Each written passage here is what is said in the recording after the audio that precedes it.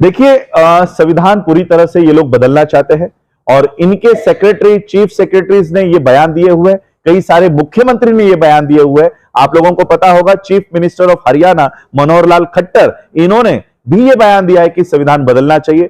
महाराष्ट्र के पहले के chief minister, अभी के home minister Devendra Fadnavis, इन्होंने भी ये बयान दिया हुआ है। और इसलिए इनकी मंशा संविधान को लेकर क्या है, लोकतंत्र को लेकर क्या है, ये हम लोगों को अंदेशा लगा देना चाहिए। और इसलिए मैं आज सभी लोगों से ये गुजारिश करना चाहूंगा, आने वाली इलेक्शंस ये किसी पार्टी के बीच नहीं होने वाली। ये जो इलेक्शन है, ये मनुस्मृति और संविधान के बीच होने वाली है। और इसलिए देश के लोगों को तय करना है कि वो मनु का कानून चाहते हैं या हमारे महापुरुषों की जो उनकी लड़ाई है, और वो जो बाबा साहब अंबेडकर जी ने इन महापुरुषों की लड़ाई संविधान में अंकित की है, क्या वो कानून उनको इस देश में रखना है। तो लोग आज हमारे लोगों को पीटने का काम कर रहे हैं, हमारे आंदोलन उखाड़ फेंकने का काम कर रहे हैं। 2024 में इन्हें सत्ता से उखाड़ फेंकने का काम भी भारत के महाराष्ट्र के लोग करेंगे, ये आशा और विश्वास में दिखाता हूं।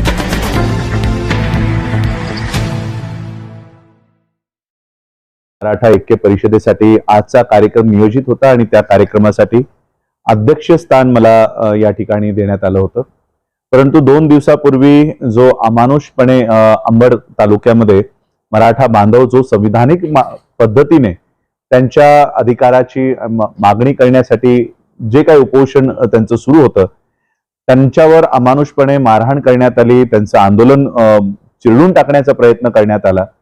आणि त्या अनुषंगाने की एकीकडे आमच्या मराठा बांधवांवर अत्याचार होत असताना आम्ही ही बौद्ध मराठा ऐक्य परिषद केवळ नावापुरती एका हॉलमध्ये घेण्याऐवजी खऱ्या अर्थानं मराठ्यांसोबत ऐक्य आमचं आहे आणि मराठा बांधवांसोबत आम्ही त्यांच्या प्रत्येक घटनेसोबत आम्ही त्यांच्या सोबत उभे आहोत। यासाठी आज आम्ही ती परिषद स्थगित केलेली आहे। पुढची तारीख शिंगारे सर अनाउन्स करतील आणि या ठिकाणाहून पत्रकार परिषद घेऊन अभी ज्या गावामध्ये मराठा बांधवांवर अत्याचार झाला, लाठीचार्ज झाला, त्यांची भेट घेण्याकरिता या ठिकाणाहून निघणार आहोत।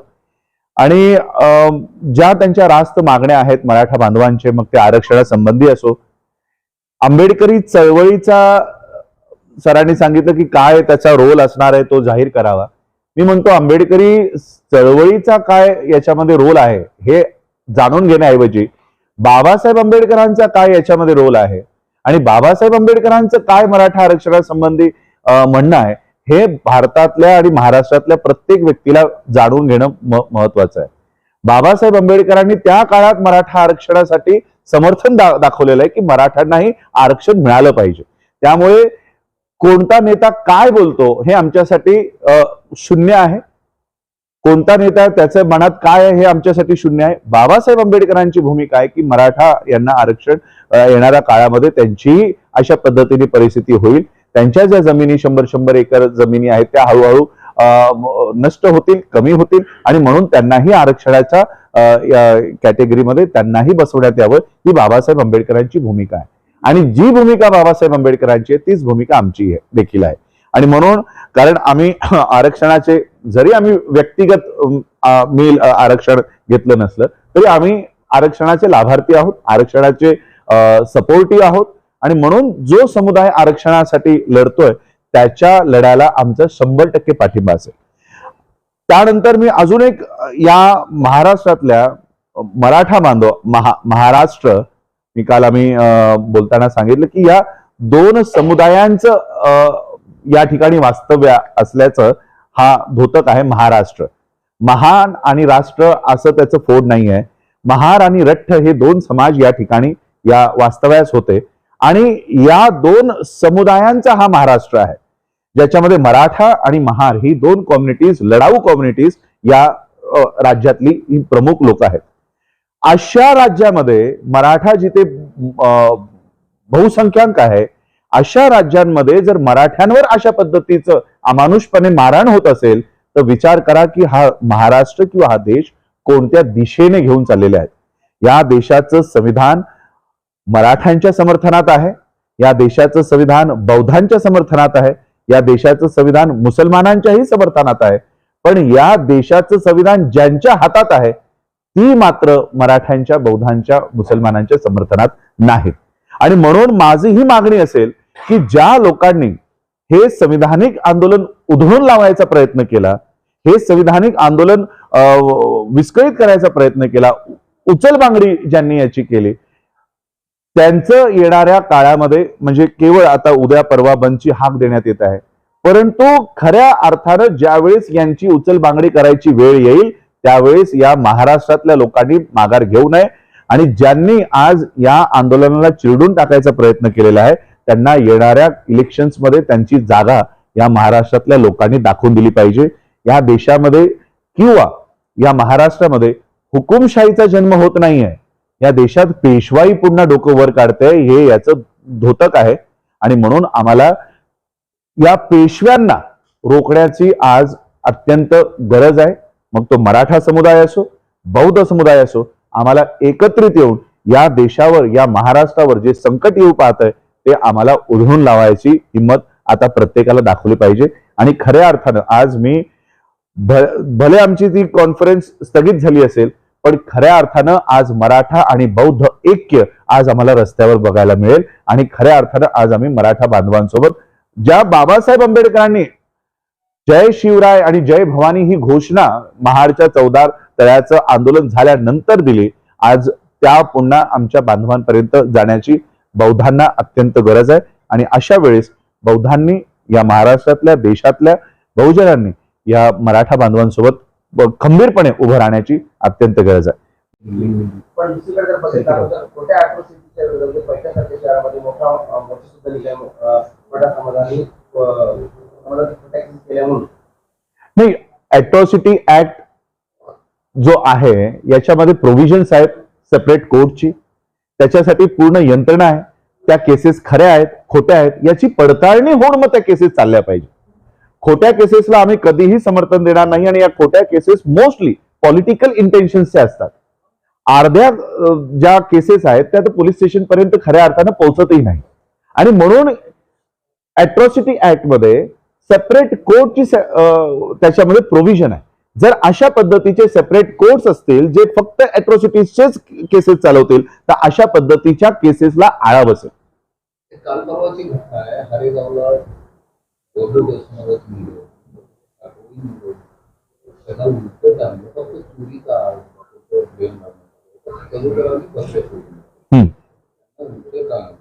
कपडे काढणं, नवशंका केली, हे सगळं एका मराठा समाजाचं करून आहे. आता सगळीच मराठा कशी नसतात, आपलं गाव याच्या बाजूला आहे बौद्ध समाजाचे, हे असे करतात. त्याच्यासाठी काय नाही, जी लोक अशा पद्धतीचं कृत्य करत आहेत यांच्यामध्ये शिक्षणाचा खूप मोठ्या प्रमाणात अभाव आहे. यांना आपलाही इतिहास माहिती नाही, छत्रपती शिवाजी महाराजांचा इतिहास माहिती नाही, बाबासाहेब आंबेडकरांचा इतिहास माहिती नाही. आणि म्हणून अशा लोकांमध्ये प्रबोधन होणं खूप गरजेचं आहे. छत्रपती शिवाजी महाराजांनी 18 पगड जातीच्या लोकांना एकत्रित केलं.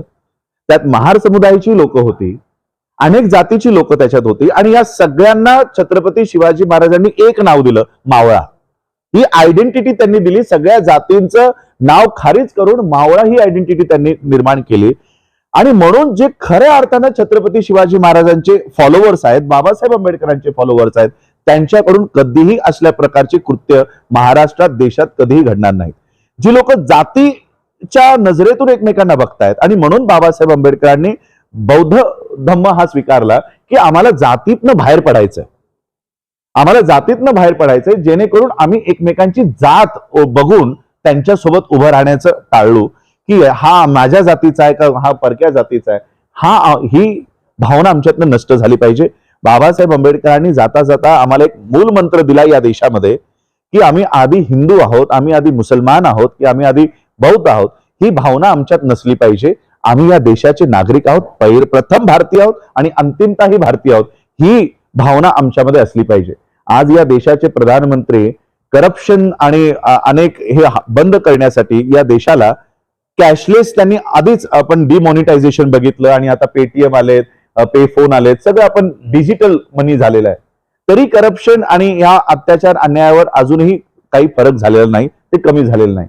आणि म्हणून माझी या देशाच्या पॉलिसी मेकर्सना, मग या देशाचा महाराष्ट्र राज्याचा मुख्यमंत्री असो, होम मिनिस्टर असो की देशाचा प्रधानमंत्री असो, माझी हीच मागणी आहे की देशाला कॅशलेस होण्याची गरज नाहीये, देशाला कास्टलेस होण्याची खूप गरज आहे. आणि म्हणून जोपर्यंत हा देश कास्टलेस होत नाही तोपर्यंत हा देश याची उभारणी होऊ शकत नाही.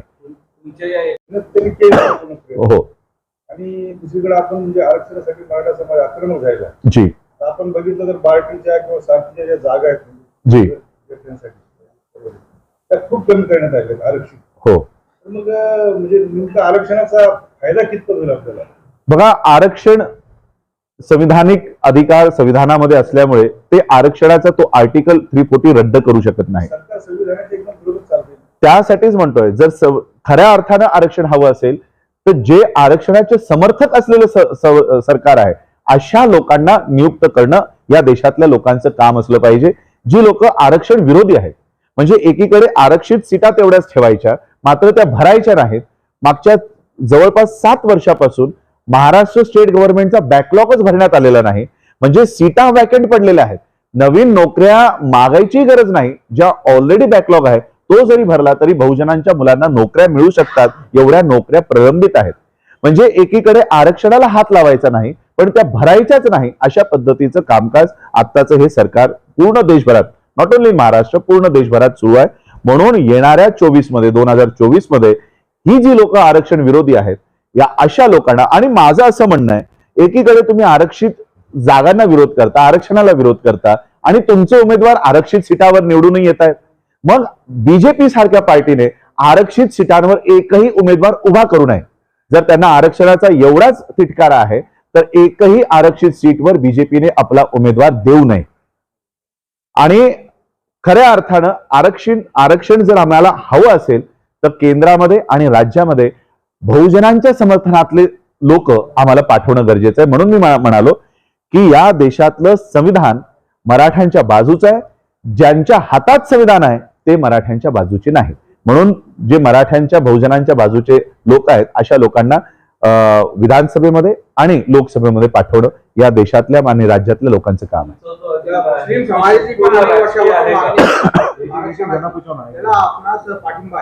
जी, आम्ही सांगितलं की आम्ही आरक्षणाचे फेवर मधली लोक आहोत, त्यामुळे आमचं तर असं म्हणणं आहे की या देशातल्या लोकांची गणना व्हावी आणि प्रोपोर्शनेटली त्यांच्या अनुपातमध्ये त्यांना त्यांचं जे रिप्रेझेंटेशन आहे, आम्ही याला रिझर्वेशन म्हणत नाही, की सरकारी नोकऱ्या असतील, शिक्षण असेल, याच्यामध्ये त्या समुदायाला त्यांचं रिप्रेझेंटेशन गेलं पाहिजे. एकीकडे तुम्ही 10% ईबीसी आणि ब्राह्मण आरक्षण आता तुम्ही देऊ शकता, मग या देशामध्ये मुसलमानांचं रिप्रेझेंटेशन कुठं आहे, ख्रिश्चनांचं रिप्रेझेंटेशन कुठं आहे, बौद्धांचं रिप्रेझेंटेशन कुठं आहे. म्हणून या देशात किती संख्येमध्ये लोक राहतात याची गणना आधी होणं गरजेचं आहे. अजूनही आम्ही 1931चा ओबीसीचा आकडा आजही आम्ही वापरतोय. मराठा क्रांती मोर्चाच्या माध्यमातून हायकोर्टामध्ये त्यांनी यशस्वी लढा दिलेला आहे. पण या महाराष्ट्राचं जे सरकार आहे, जे फडणवीस 15 दिवसात आम्ही मराठा आरक्षण देऊ म्हणून सांगत होते, एका दिवसात देऊ म्हणून सांगत होते. हा,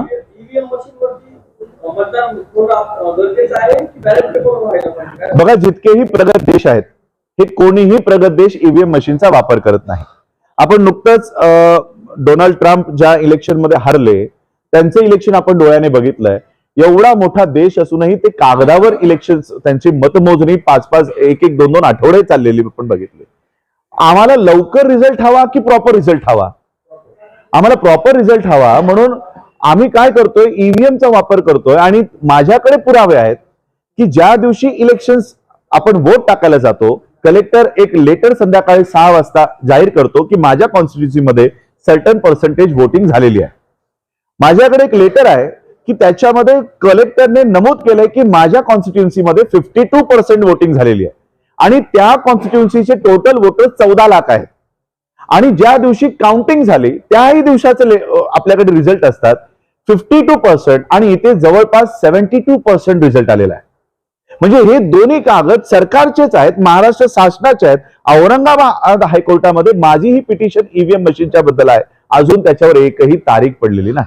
आपण या ज्या परिषदा घेतोय, ऐक्याची परिषद घेतोय, आपण कितीही एकत्र आलो जर मशीन मध्ये जर प्रॉब्लेम असेल तर मग पहिल्यांदा आपण मशीनच्या विरोधात लढायला पाहिजे असं वाटत नाही. आम्ही त्याचे पिटिशन्स ही युनायटेड नेशन्समध्येही आम्ही दिलेले आहेत. ज्या पद्धतीने दिल्लीमध्ये शेतकरी बांधवांनी त्यांच्यावर अन्यायकारक बनणारा जो कायदा होता फार्मर्स ऍक्ट, तो जसा उधळून लावला, तसं या देशाच्या लोकांनी एकत्रित येऊन या ईव्हीएम मशीनच्या विरोधात आंदोलन करून, कारण आमच्या जीवनातला सगळ्यात मोठा नैतिक अधिकार जर कोणता आहे तो मतांचा अधिकार आहे. आणि हा जर मतांचा अधिकार चोरला जात असेल तर प्रत्येकाला बाहेर पडून या चोरीला आळ घातला पाहिजे. अन्यथा अशीच लोक राज्यावर आणि देशावर काबीज होतील, जे आमचे हक्क आणि अधिकार येणाऱ्या 5 वर्षात पायमल्ली त्याचे करतील, चुराडा करतील. परत बीजेपी आणि RSS आहे ना. तर त्यावर आपलं काय? बघा, छुप्या माध्यमातनं हे पुन्हा मनुस्मृती लागू करायचंच काम सुरू आहे. आज जे मराठा समुदायावर अन्याय होतोय, अत्याचार होतोय, हे संविधानातून नाही येत आहे, हे मनुस्मृतीतून येत आहे. आणि म्हणून मागच्या दाराने पुन्हा मनुस्मृतीला जिवंत करण्याचं काम बीजेपी आणि RSS स्वतः करते. स्वतः या महाराष्ट्राचे आता सध्याचे होम मिनिस्टर यांचं वक्तव्य आहे की राज्यघटनेवर, राज्यसत्तेवर धर्मसत्ता असली पाहिजे.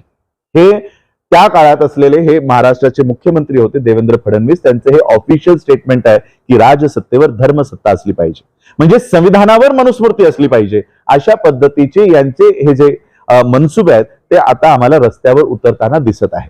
आणि म्हणून या देशातल्या प्रत्येकाने रिगार्डलेस ऑफ देअर रिलिजन, त्यांचा धर्म, त्यांची जात हे बाजूला ठेवून देशाचा नागरिक म्हणून आम्हाला येऊन, आम्ही एवढा लढा दिल्यानंतर जे संविधान आम्ही स्वतःला दिलेलं आहे, we the people of India, आम्ही भारताचे लोक, हा संविधान आम्हाला कुणी इतराने दिला नाही, आम्ही स्वतः दिलेला आहे. म्हणून स्वतः दिलेला संविधान आम्हाला वाचवणं आज गरजेचं आहे. संविधान मानवण्यासाठी इंडिया आघाडी 28 पक्ष एकत्र आले. त्या पक्षाला म्हणजे त्या इंडिया आघाडीला आपला आरक्षण द्यावं, काही म्हणतात ओबीसी न द्यावं, आणि कोर्ट तर सांगते की 50% आपलं जी क्रायटेरिया आहे तो उल्लंघल्या जात नाही किंवा त्यावरती स्थगिती दिली आहे. तर मग राज्य सरकारने कसं, केंद्र सरकारने जर मराठा समाजाला आरक्षण द्यायचं तर कशा पद्धतीने दिलं गेलं पाहिजे, त्याकडे आपण अभ्यास करून कसं पाहता? बघा, मला वाटतं तमिळनाडू, केरळ या ठिकाणी 72% पर्यंत रिझर्वेशन गेलेलं आहे. जर त्या स्टेट्सचा अभ्यास केला, त्यांचे जे प्रोव्हिजन्स आपण महाराष्ट्राने आणि यांच्या कमिटीज आहेत यांनी जर तेवढेही रेफरन्सेस दिले प्रॉपर, आपण जर लढा कोर्टामध्ये दिला, अनेक ही लोक काय करतात माहित आहे, काही झालं की संविधानावर दोष टाकतात की संविधानात प्रोव्हिजन नाही. मग केरळमध्ये, तमिळनाडूमध्ये प्रोव्हिजन होऊ शकतं, महाराष्ट्रात होऊ शकत नाही. म्हणजे काय महाराष्ट्रात सुरू आहे की मराठ्यांना जर आरक्षण मिळत नसेल तर संविधानाचा दोष आहे. म्हणजे या मोठ्या वर्गाला संविधानाच्या विरोधात उभं करण्याचं काम सुरू होऊन जातं. आणि म्हणून मी म्हणालो, संविधान कुणालाही अधिकार देण्यापासून थांबवत नाहीये. ज्यांच्या हातात संविधान आहे ते मात्र देऊ इच्छित नाहीये. हा मुद्दा उपस्थित केला होता कोर्टात, परंतु कोर्टाने तरी देखील ते नाकारलं. तर मग याच्यावरती काय सजेशन असणार आहे, सोल्युशन काय? त्याच्यामध्ये तेच युक्तिवाद करून आपल्याला हायकोर्टामध्ये, सुप्रीम कोर्टामध्ये कशा पद्धतीने आपली बाजू मांडता आली पाहिजे, त्याच्या लिगल प्रोसिडिंग्स काय असल्या पाहिजेत. आणि आधी तर जनगणना झाली पाहिजे की ज्यांना आपल्याला प्रोव्हिजन्स द्यायचे आहेत महाराष्ट्रामध्ये, सगळ्या या कम्युनिटीज आहेत, त्यांचे ऍक्च्युअल प्रोपोर्शन किती आहे. अजून 1931चा या देशामध्ये झाडांची गणना झाली आहे, प्राण्यांची गणना झाली आहे, पण माणसासारखी आम्ही माणसं, आम्हाला माहिती नाही की आम्ही किती आहोत. शेड्यूल कास्टला रिझर्वेशन आहे आणि म्हणून या गव्हर्नमेंटची किंवा कोणत्याही गव्हर्नमेंटची अडचण असते की तेवढी सीट आम्हाला शेड्यूल कास्टची लोक भरायचे. म्हणून ते काय करतात, आमच्यातले गाढव नेतात आणि ते तिथे बसवतात. त्यामुळे ते आंबेडकरी विचारायचे नाही.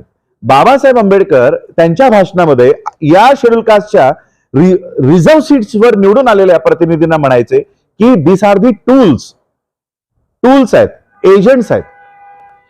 बाबासाहेब आंबेडकर ज्यांना आपण आमदार आणि खासदार आरक्षित सीटावर निवडून आलेला आमदार म्हणतो, खासदार म्हणतो, बाबासाहेब आंबेडकर यांना दलाल म्हणायचे. हे दलाल आहेत. हे आमच्या समाजाची बाजू मांडण्याऐवजी ज्या पक्षाने त्यांना सीट दिली त्या पक्षाची बाजू मांडायचं काम करतात. रिझर्वेशन जे SCचं रिझर्वेशन आहे ते शेड्यूल कास्टला दिलेलं आहे, पार्टीला दिलेलं रिझर्वेशन नाही. त्यामुळे SCच्या सीटवर निवडून आलेला माणूस हा पार्टीची भूमिका मांडण्याऐवजी त्याने SCची भूमिका मांडली पाहिजे, पण तो SCची भूमिका मांडत नाही, तो पार्टीची भूमिका मांडतो. अन्यथा त्याला बोलायचाही अधिकार पार्टी देत नाही. सध्याचे आमदार खासदार जे आहेत सरकारमध्ये चांगलं पुढे येईल, कारण की अजूनही दोन्ही समाजांनी छत्रपतींना बौद्ध समाजांनी स्वीकारलेलं नाही आणि मराठा समाजांनी बाबासाहेबांना स्वीकारलेलं नाही. पुढे कसं करायचं, काय होणार आहे त्यात? नाही, मी म्हणतो एक दोन लोक ही अख्खा कम्युनिटीला रिप्रेझेंट करत नाही. आज आम्ही संभाजी ब्रिगेड सोबत काम करतो, मराठा सेवा संघासोबत काम करतो, त्यांच्या मंचावर आम्ही असतो, आमच्या मंचावर ते असतात. आणि अशा पद्धतीने आज मला आता असं वाटतं की आजची जर आमची परिषद झाली असती तर आमचा मेसेज 2000-4000 लोकांपर्यंत गेला असता. पण आज खऱ्या अर्थानं आम्ही मराठा बांधवांसोबत रस्त्यावर त्यांच्यासोबत उभे आहोत, तर हा आमचा मेसेज लाखो लोकांसोबत जाईल आणि ही एक नवी पहल सुरू होईल महाराष्ट्रामध्ये की खऱ्या अर्थानं मराठा आणि बौद्ध यांचं ऐक्य आहे आणि आम्ही एकत्रित आहोत. तुमची जी आहे ऐक्य परिषद आहे ही येणाऱ्या राजकारणाची नांदी आहे का? नाही, आमची ही नॉन पॉलिटिकल आणि मी स्वतः कोणत्याही पॉलिटिकल स्टेजवर जात नाही. पण अशा परिस्थितीमध्ये जिथे महाराष्ट्रामध्ये मराठ्यांवर जर अत्याचार होत असेल तर विचार करा इतर समुदायांचं काय अवस्था होणार आहे. आणि या परिषदेच्या माध्यमातून जर येणाऱ्या काळात महाराष्ट्राचं राजकारण ढवळून निघत असेल आणि ही जी सत्ताधारी पाय उतार होणार असतील तर आम्हाला आमच्या मराठा बौद्ध ऐक्य परिषदेचा राजकीय वापर झाल्याचा आम्हाला आनंद होईल की अशा लोकांचा पाय उतार महाराष्ट्रातून होणार असेल तर आम्हाला आनंद होईल. तुम्ही सहभागी होणार आहे? नाही, मी तर नाही, आम्ही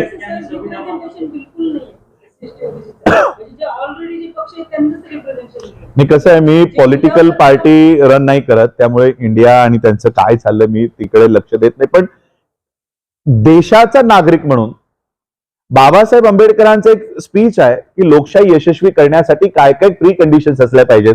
त्यात बाबासाहेब एक प्री कंडिशन म्हणतात की एक सक्षम ऑपोजिशन पार्टी असली पाहिजे. आणि जर अशा पद्धतीचे हे 28 पक्ष एकत्रित येत असतील तर देशाचा नागरिक म्हणून आम्हाला त्याचं स्वागत आहे की सगळ्यांनी या देशाला एक सक्षम, जोपर्यंत एक ऑपोजिशन पार्टी बनत नाही. आणि मी बीजेपीचं खरंच कौतुक करतो. बीजेपी खऱ्या अर्थाने खूप चांगली पार्टी आहे, पण ती ऑपोजिशन म्हणून चांगली पार्टी आहे, चालवणारी सत्ताधारी म्हणून नाही. कारण ती जेव्हा ऑपोजिशन मध्ये असते तेव्हा ऑपोजिशन पार्टीचा रोल खूप चांगल्या पद्धतीने करते. तिला सत्ता चालवण्याची अक्कलही नाही आणि तिला सत्ता चालवता येतही नाही. सध्या मार्केटमध्ये संविधान बदलले जाण्याच्या अफवा आहेत, यात कितपत सत्य आहे? संविधान बदलल्या जाऊ शकते का? नाही, मोस्टली महाराष्ट्रामध्येच टीचिंग्समध्ये जवळपास 9 लाख प्रोफेसर्स आणि असिस्टंट प्रोफेसर्सच्या भरत्या झालेल्या नाहीत. ही फक्त मी, कारण मी त्या सेक्टर मधला आहे म्हणून तुम्हाला सांगतोय. टीचिंग्समध्ये म्हणजे नवीन जॉब क्रिएट करायची तुम्हाला गरज नाहीये. ज्या ऑलरेडी रिटायर्ड झाल्यात आणि एक रिटायर्ड झाल्यानंतर ज्या पोस्ट वॅकेंट झाल्यात त्या जरी महाराष्ट्र सरकारने भरल्या तरी SC, ST, OBC, NT, DTNT, VJ या लोकांचं रिप्रेझेंटेशन शिक्षण क्षेत्रात जाईल. मंत्रालयामध्ये अनेक पोस्ट रिकाम्या आहेत, पोस्टमध्ये अनेक पोस्ट रिकाम्या आहेत, रेल्वेजमध्ये अनेक पोस्ट रिकाम्या आहेत. आणि या सगळ्या पोस्ट आता नागपूरच्या एका कंपनीला कॉन्ट्रॅक्ट देण्यात आलेला आहे की या ज्या वॅकेंट पोस्ट आहेत त्या या कंपन्या कॉन्ट्रॅक्ट बेसिसवर भरतील. प्रश्न आहे की सध्या 50% आरक्षण आहे आणि जर मराठा समाजाला इकॉनॉमिक कमिटी जी आहे म्हणजे प्रधानमंत्र्याची कमिटी, सचिव जो आहे तो स्वतः म्हणतोय द मिंट मध्ये त्यांनी इंटरव्ह्यू देऊन सांगितलाय की हा संविधान आता आम्हाला बदलला पाहिजे आणि आम्हाला आता नवीन संविधान दिला पाहिजे. त्यामुळे या अफवा राहिलेल्या नाहीत. प्रधानमंत्र्याचा स्वतःचा सचिव अशा पद्धतीने बातम्या देतोय आणि प्रधानमंत्री फक्त खंडन करतोय की माझं व्यक्तिगत मत नाही. जर PM ऑफिस मधनं अशा बातम्या येत आहेत तर याला आपण अफवा म्हणून समजू शकत नाही. आणि या कुठेतरी आम्हाला इंडिकेटर्स आहेत. दिस आर द इंडिकेटर्स की कुठेतरी संविधानाला धोका येणाऱ्या काळामध्ये पोहोचणार आहे. वन नेशन जे आपल्याला यायला पाहिजे पत्रकार परिषदेच्या माध्यमातून हेच सांगायचं आणि आपल्या सगळ्यांना विनंती करायचा प्रयत्न करेल की महाराष्ट्रात हे 2 समुदाय खूप मोठ्या प्रमाणात आहे. म्हणजे शेड्यूल कास्ट आता ते कन्व्हर्टेड बुद्धिस्ट झालेले आहेत. महार आणि रठ्ठ हे जे 2 समाज आहेत, मराठा आणि महार, जे आज महार बौद्ध झालेले आहेत, तर बौद्ध आणि मराठा या राज्यामध्ये पुन्हा एकत्रित येऊन ही ज्या पेशवाईच्या ताकदा ज्यांनी आमच्या महापुरुषांनाही त्रास द्यायचं काम केलेलं आहे, छत्रपती शिवाजी महाराज असो, छत्रपती संभाजी महाराज असो, किंवा डॉक्टर बाबासाहेब आंबेडकर असो, ज्या पेशवाईने आमच्या महापुरुषांनाही सोडलेलं नाही, म्हणून अशा पेशवाईला थांबवण्याची अत्यंत गरज मला आज दिसते. संविधानिक रित्या आंदोलन करून आम्हाला आमचे मागण्या आणि मराठा आरक्षणाला आमचा पूर्णपणे पाठिंबा राहील आणि पाठिंबा आधीही होता आणि यापुढेही राहील. आणि त्यांच्या या मागणीला माझी विनंती राहील की मराठा बांधवांनी बौद्धांनाही आणि केवळ बौद्धांनाही जी लोक आरक्षण घेत आहेत त्या संपूर्ण समुदायाला सोबत घेऊन हा लढा यशस्वी करून दाखवायला हवा. एवढंच मी आजच्या प्रसंगी सांगू इच्छितो. एकीकडे सरकार आहे केंद्रात. जय भीम, जय शिवराय. आज छत्रपति संभाजी नगर यानी पहले का औरंगाबाद, यहाँ पर बौद्ध मराठा ऐक्य परिषद का आयोजन किया गया था. लेकिन 2 दिन पहले यहाँ पर मराठा हमारे जो भाई है, मराठा समाज पर जो लाठीचार्ज हुआ, उनके संवैधानिक अधिकार मांगने के लिए जो लोग आंदोलन कर रहे थे उनको बहरहमी से पीटा गया.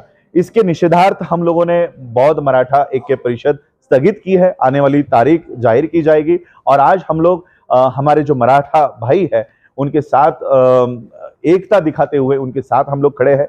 मराठा समाज की जो मांग है और खास करके आरक्षण के लिए जो मांग है, उसके लिए भारत के महाराष्ट्र के सभी बौद्धों का और व्यक्तिगत बाबा साहब अम्बेडकर जी के परिवार से मैं राजरत्न अम्बेडकर पूरी तरह से उनके साथ खड़ा हूं और उन्हें ये आरक्षण मिलना चाहिए. ये मांग हम देश के सभी लोगों की है और उनके साथ उनकी इस घड़ी में हम कंधे से कंधे मिलाकर उनके साथ खड़े हैं.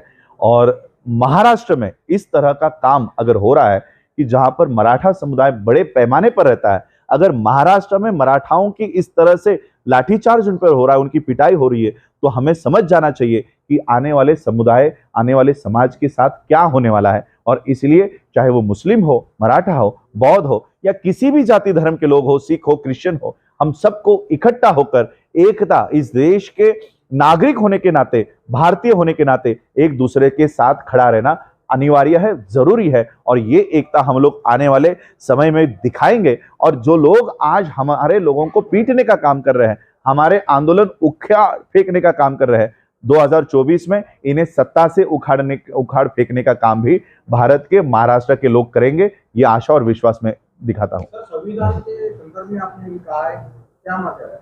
देखिए, संविधान पूरी तरह से ये लोग बदलना चाहते हैं और इनके सेक्रेटरी, चीफ सेक्रेटरीज ने ये बयान दिए हुए, कई सारे मुख्यमंत्री ने ये बयान दिए हुए. आप लोगों को पता होगा chief minister of Haryana Manohar Lal Khattar, इन्होंने भी ये बयान दिया है कि संविधान बदलना चाहिए. महाराष्ट्र के पहले के चीफ मिनिस्टर, अभी के होम मिनिस्टर देवेंद्र फडणवीस, इन्होंने भी ये बयान दिया हुआ है. और इसलिए इनकी मंशा संविधान को लेकर क्या है, लोकतंत्र को लेकर क्या है, ये हम लोगों को अंदेशा लगा देना चाहिए. और इसलिए मैं आज सभी लोगों से ये गुजारिश करना चाहूंगा, आने वाली इलेक्शंस ये किसी पार्टी के बीच नहीं होने वाली. ये जो इलेक्शन है ये मनुस्मृति और संविधान के बीच होने वाली है. और इसलिए देश के लोगों को तय करना है कि वो मनु का कानून चाहते हैं या हमारे महापुरुषों की जो उनकी लड़ाई है, और वो जो बाबा साहब अम्बेडकर जी ने इन महापुरुषों की लड़ाई संविधान में अंकित की है, क्या वो कानून उनको इस देश में रखना है. तो ईवीएम असंवैधानिक, किसी भी देश में, प्रगत देश में ईवीएम का इस्तेमाल नहीं किया जाता. जो इंफॉर्मेशन टेक्नोलॉजी में सबसे आगे है उस देश में भी ईवीएम का इस्तेमाल नहीं होता. और भारत जहां पर इंफॉर्मेशन टेक्नोलॉजी में इतना पिछड़ा हुआ है, एक चिप तक भारत नहीं बनाता, कंप्यूटर की, लैपटॉप की, मोबाइल की एक चिप भी भारत में नहीं बनती, ऐसे देश में ईवीएम का इस्तेमाल किया जाता है. ये लज्जास्पद है और हास्यास्पद है. इसलिए ईवीएम का बैन इस देश में होना चाहिए. Thank you.